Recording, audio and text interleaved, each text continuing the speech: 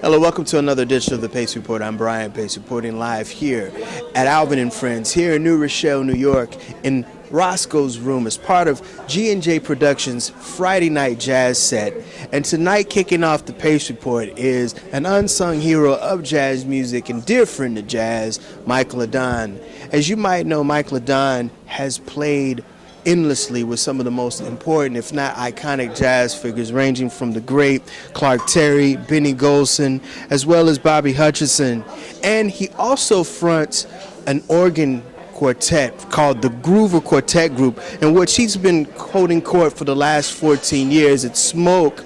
He has a brand new record on the Savant Records imprint called I Love Music, and he's playing some of the great soul classics in the tradition of the great soul jazz greats, ranging from the great Jimmy McGriff, Charles Earland, as well as Jimmy Smith. We sat down earlier and we talked about his origins growing up in Connecticut.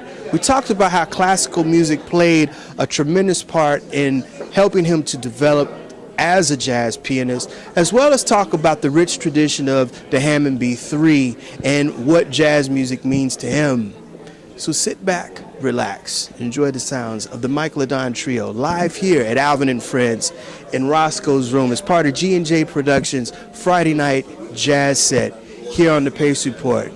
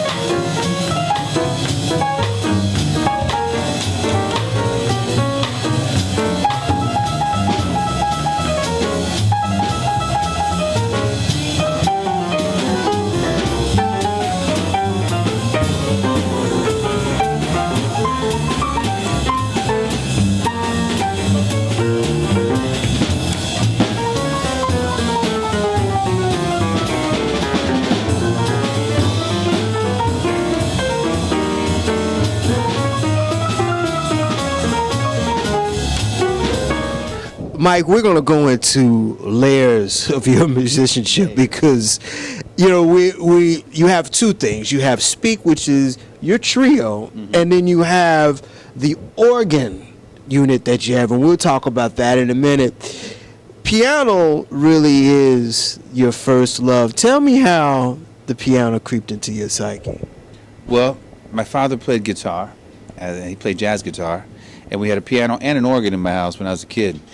But piano was what I started on when I was 5, just playing some blues and some boogie woogie, fooling around with my dad. You know, he'd play some guitar, and I guess it was cute to see me play something.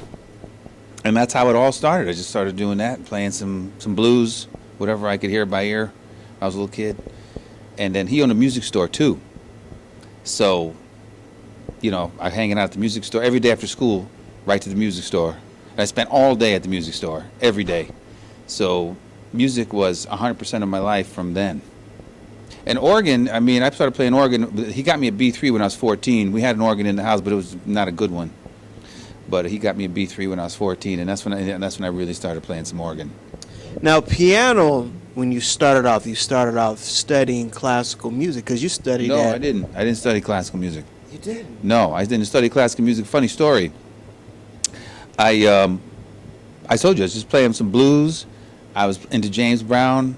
I was into playing, like, I had a Farfisa organ when I was 10, and I used to play and I had a Leslie with the Farfisa organ, and I used to play the horn parts in my right hand and play the bass parts with my left hand and then sing, too. And I had a band, and we worked. That's what I did. I played R&B music. I played, you know, Aretha Franklin and Sam and Dave and Wilson Pickett and that. That's what I grew up on. That's what I did. And then when I was 14, I started taking lessons with John Mahegan, who was like a theory book writer, piano player. He showed me some jazz stuff. And, of course, my father had been showing me stuff my whole life. And then 2 years before I went to school, you know, I was like, what am I going to do for school? My dad said, well, might as well go for music. I said, gee, can you go for music? Yeah, you can go to music. But at that time, the only jazz place was Berkeley. And but he said, you know, if you're really going to get into a good school, like get a degree, you should really go to, you know, one of the top 10 schools. So he got me classical lessons. Actually, John Mahegan, the jazz guy, was trying to teach me some classical stuff, and it was just a joke. But then I started going to Manhattan School of Music Prep, and that's where I learned. I studied for 2 years, classical music, and got into New England Conservatory. Now, I understand that you studied from two very important pianists, one being Jackie Bayard. Yep. Jackie was really kind of the stride, that left hand. Tell me some of the stuff he put on you as an academic, the person studying piano, but also the wisdom and the lineage of great piano players. Well, you know, think about Jackie. What he mainly put on me was just love and just nice vibes, you know. That was the main thing. It was like, I like this guy. Whatever he says, I'm going to do it, you know. And then he started showing me some Fats Waller. He had some things written out for the first part of the lessons. But after that, it was just me and him, two pianos, and me asking him, what was that? And what was that? And, you know, and that's what I did for 4 years with him, just checking out what he did. You know, he could play stride. He could play like Errol Garner. He could play out. He could play bebop. He had his own language, too. He was a genius, as far as I'm concerned. I mean, I've hardly heard anyone play solo piano like him. And that's what he did. I just loved him. So he got me more into the music just because I liked him, you know. And I stayed at New England for him because I was really crazy about Boston. But Jackie was there. So I stayed there just for him. I loved that guy, really did. And when I came to town, he got me some teaching things, you know. He let me teach for him at New School and Hart School of Music and stuff like that. He helped me out, too. Who were some of your musical piano influences? Because, you know, you were playing soul music, because music was the music of your generation. Mm-hmm. Who were some of the guys that you really kind of connected with listening to on the piano? Oh, well, Wynton Kelly, number one. When I was just a little boy, my father had a lot of jazz records because he was a jazz musician. So I heard Miles Davis' Live at the Black Hawk, and that was it. I heard Wynton Kelly. I didn't even know who it was, but I just got mesmerized. I remember just standing in front of the speakers, just being like, wow. And I didn't know anything about music, but that's the power of Wynton Kelly. Playing all that complex, beautiful stuff, but to a child, it was just the feeling coming out that was just getting in me, you know. And I said, that's what I want to do. And then, you know, later on, Herbie Hancock, McCoy Tyner, you know, when I was in my teens, Chick Corea, of course, you know, Light as a Feather was just come out. And then I went back, you know, and I started doing this trip backwards, like Bud Powell, Monk, and I went all the way back to like Earl Hines, Teddy Wilson, you know, because Jackie got me into Earl Hines, because that was what Jackie was about, everything, include everything. And once I heard Earl Hines, like, wow, this guy is amazing, and he's just such an old It goes back to the very beginning with Louis Armstrong, but it's so modern sounding to me, And so that's what through Jackie, his love of everything, I got into everybody: Hank Jones, Tommy Flanagan, Barry Harris, and then Cedar, of course, and McCoy. But it's funny, I started with McCoy and those guys, and I went back, and then I came back forward again. I came back to the present. I did a whole loop. But that's something that Clifford Jordan told me later on when I was working with Art Farmer, Clifford Jordan Quintet. He said, what you got to do, because he was into numerology. He said the strongest number of all, 0, because it shows the whole circumference of everything. And that's what you need to know. Is it like the more you know about the whole, he said 0 is about the whole. And the more you know about the whole thing, the better the one thing that you finally get to will be. That's what he told me. That when you finally find Mike LeDonne and you finally find what you're about, it's going to be much better if you know the whole thing. And that never left me, that little story there.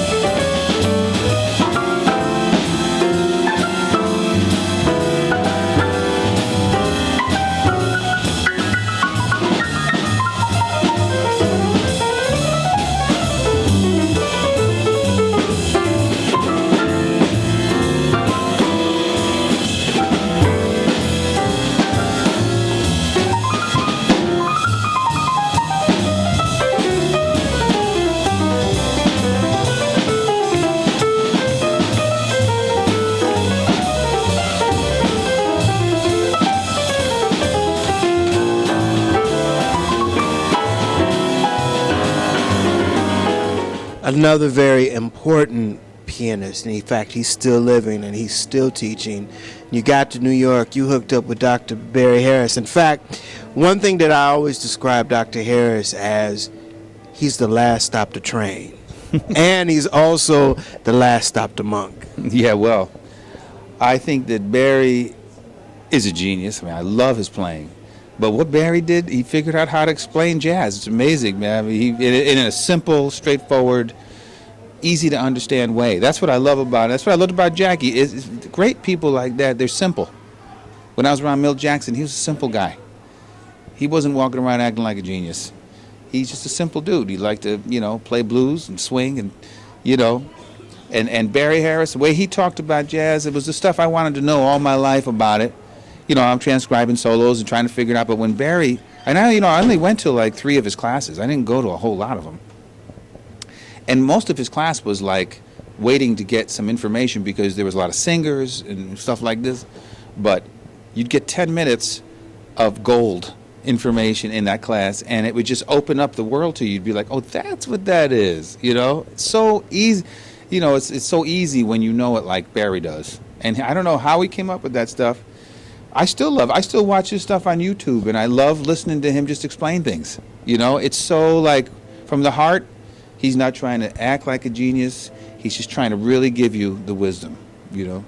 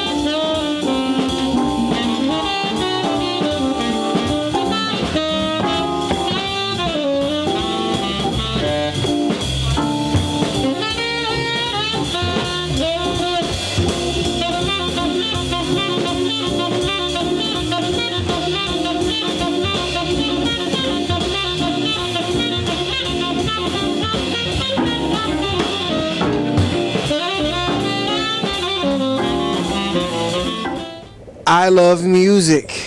Congratulations. This is your Groover Quartet group, and this is another part of your musicianship that I really admire about you. You have taken the music, like I said earlier, of your generation, soul music, and now you're really needed now because these songs that you're transcribing and playing to a new generation are soul classics in the soul jazz form. I guess they are. I mean, some of them aren't, actually. Some of them are like, you know, I bring them in, I think they're classics. But the guys in my band who are about 10 years younger than me, they're like, wow, what's that tune? You know, I said, come on, I'm doing this because I think it's current, you know. But they're tunes that I like. And that's the only reason I do it. I'm not trying to commercialize or, you know, I am trying to bring the music to more people that come into music, to come in to hear me play that don't know anything about jazz. And I think, you know, like when I play at Smoke, for instance, there's a lot of Columbia students. And I think these kids, they're not going to relate to all the things you are, you know. They don't relate to How High the Moon anymore. That's way done. So what are they going to relate to? Stevie Wonder, Earth, Wind, and Fire. You know, there's at least a chance. Michael Jackson, you know, there's a chance they're going to know those melodies, and they do. And then they hear you play jazz over it and swing, and they're like, wow, this is cool. I like jazz, you know. So that's why I'm doing it. I like the tunes. I kind of rework them so that we can play on them. But they are the tunes that I grew up with, and there's a huge treasure trove of untapped material there, you know, and that's what I want to get to, because, you know, what the thing about it is, once someone else does it, then it's done. Like, I don't do any tunes that someone else did. I want to be the first. So I'm trying to get to them as quick as I can, you know, and get as many out there as I can. Yeah, and this, again, adds to your musicianship. The Hammond B3 was very, very important to jazz. I mean, we're looking at Fats Waller, we're looking at Jimmy Smith, we're looking at Jimmy McGriff, Milt Bruckner, and Charles Earland. I mean, I can go on. And what is it about the B3 that really, really brought a whole groove to jazz music? I think it's the sound of the B3. You know, it's soulful. It just sounds soulful. It comes out of the church. And the way Jimmy Smith set it up, Well, first of all, it's a big band. Like, wow, Bill Davis played it like a big band. So you got that.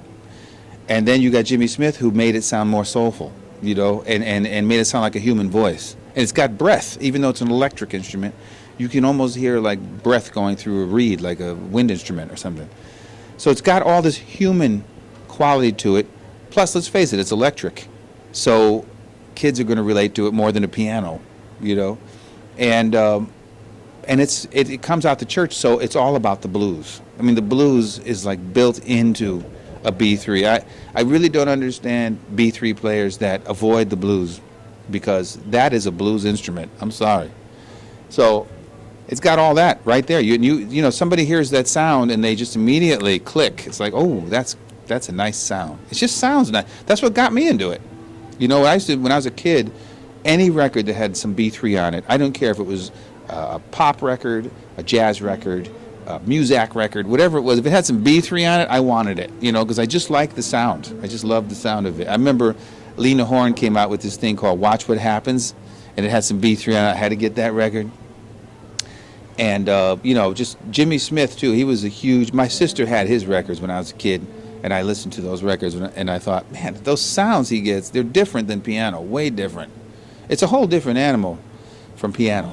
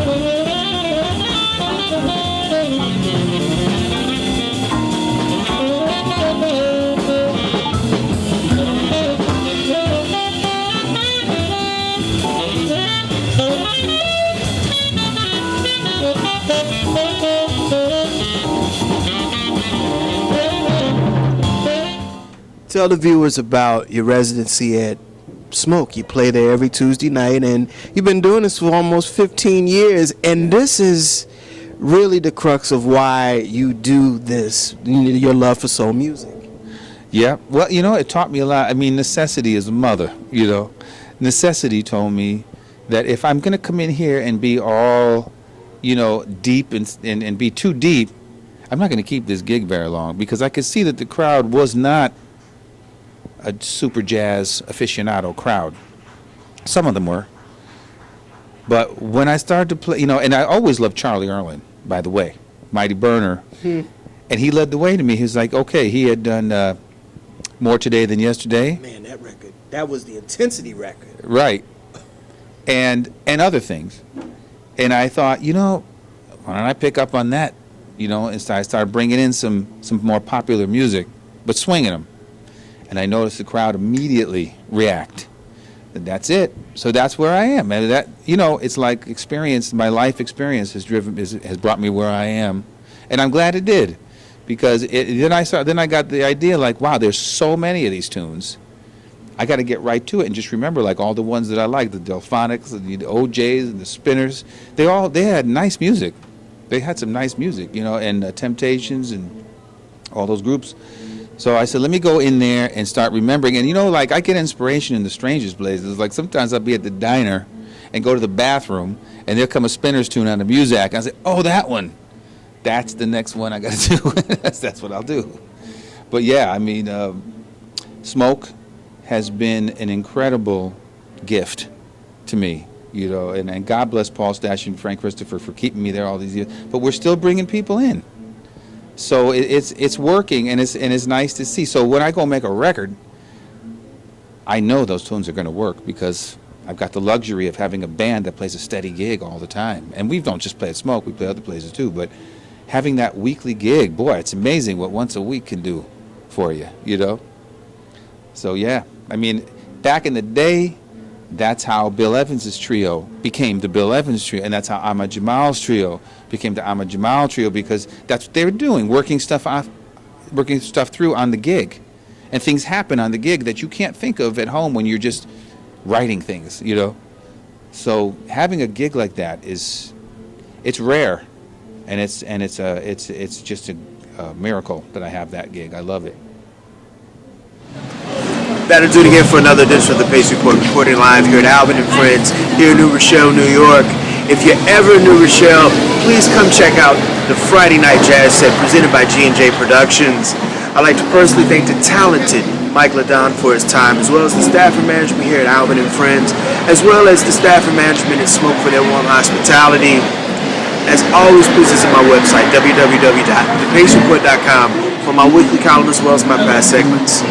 Until next time, remember, if it's in the groove, it'll make you move. Until next time, peace.